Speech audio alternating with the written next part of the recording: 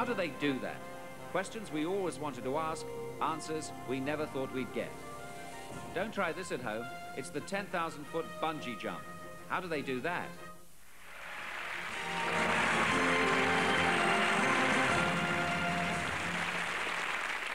Good evening. Our first story involves a lot of hot air, really. It also involves balloons and a man called Ian Ashpole.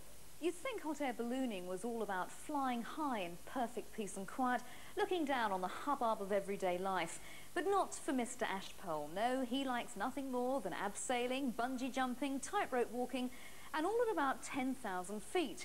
You see, Ian and his team are pushing the limits and breaking world records. And here's how.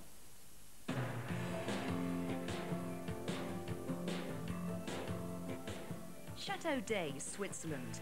And whilst most balloonists at this International Balloon Festival are happy just to enjoy the views and get in some flying, Ian Ashpole and his team from Chobham have other ideas.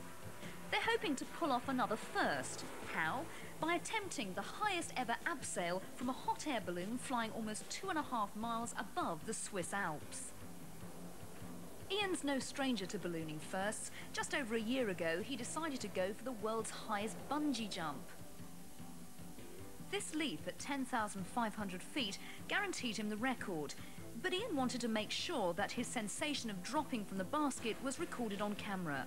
How did he do that? Simple. Wearing a helmet camera, the cameraman leapt out a split second before Ian, and it was then just a question of offering up the best shot. To do that, you have to be flat to the ground, and cameraman Simon Ward was on his back filming me, which meant we were at 90 degrees to the bungee, so when it did take up, it take up with a hell of a slap, and I must admit the stomach muscles hurt for about a week afterwards. Not content with leaping from balloons, a few months ago, Ian and his team decided to attempt the first ever tightrope walk between balloons. Clearly, the tension in a rope or wire couldn't be maintained between the balloons, so they came up with a 1.5-inch wide stainless steel bar. But moisture on the bar began to freeze. They knew that this would be even worse at altitude, so a liberal helping of salt was rubbed in before departure. In flight, it was vital to keep the balloons stable and in line with one another. How did they do that? The pilots had to carefully control the speed of ascent. With the balloons flying together like that, they do tend to try and tow each other, and they will revolve a lot because as they move into different winds and the whole thing spins around. And we found that if we went much over 500 foot a minute, the balloons would really start to seesaw quite badly. At 11,000 feet, the balloons leveled off, the bar was beginning to freeze over again, and Ian decided it was now or never.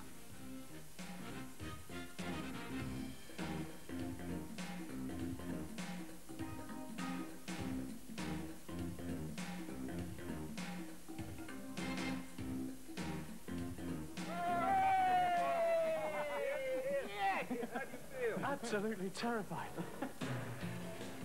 Meanwhile, back at Château d'Ay, final preparations were almost complete and the weather was looking good for the team's latest challenge, the abseil attempt. I think it's going to put too much of an indentation in the balloon. You can see it's cutting into it already. Can you see the rope cutting into the balloon?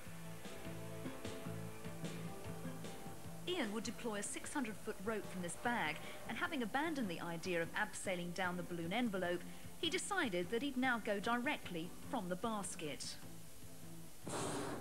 Things go wrong, we'll cut a link here, which is the safety.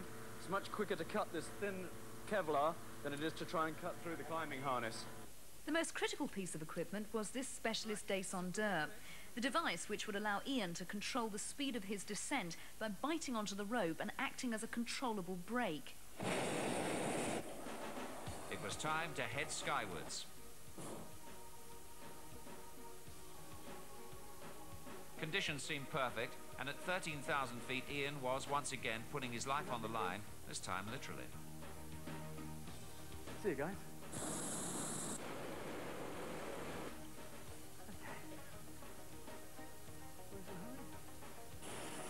From a distance, all looked well, but Ian soon realized that things were not going according to plan. As his descent quickened and he released more rope, friction on the descendeur began to tell. It was burning the rope. You could smell it overheating.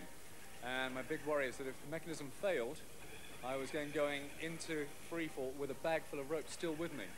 Worse still, as Ian came to the end of the rope, he realized that the balloon was drifting towards a mountain. He had no time to release the bag that contained the rope. He had to get off that line rapidly to make a safe free fall and release his parachute before plummeting onto the peaks.